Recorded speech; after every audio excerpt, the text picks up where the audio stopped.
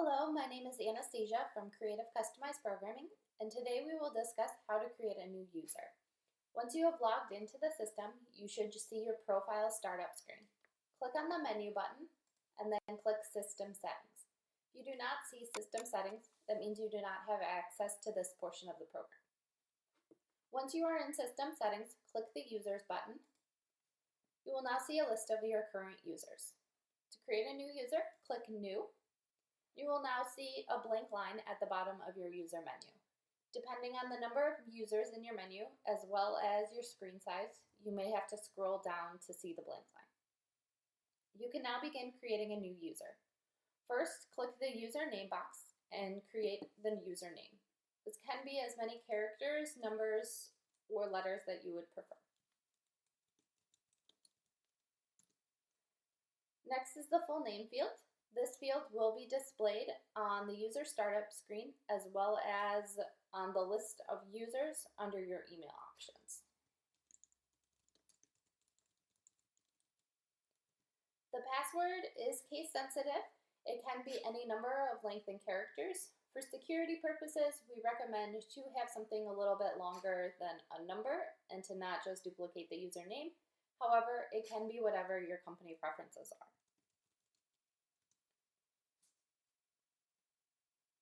Next is the job title. Here, we do have a list of default jobs as you can see, but this list is fully customizable. The job you choose for each user is what determines which menu options, tab options, and reports will be available to the user. Your company will be provided with a spreadsheet that you must complete mapping out which job a user should fall under based on which options you would like them to see.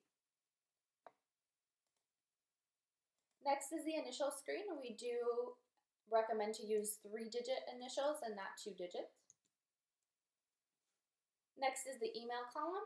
This is the email that both will send the outgoing email as well as receive incoming emails from the system.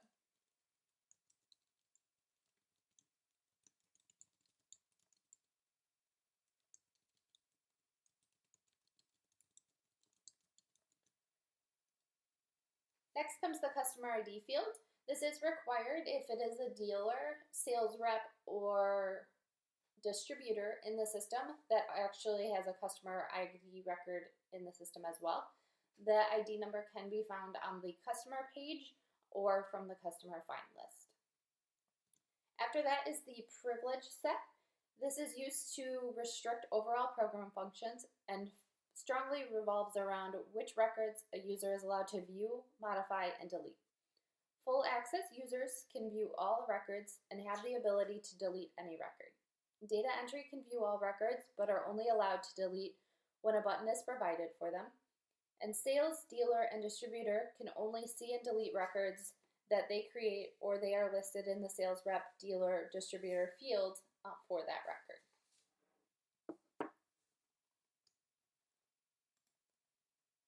Before adding them to the system, you do want to choose their start menus. For the desktop version, currently we have the user option. For WebDirect, currently use an iPad option, however check back soon as there will be more options available. For iPad again, use your iPad options. And for iPhone, we currently only have the iPhone load list, however this is something we can modify as well.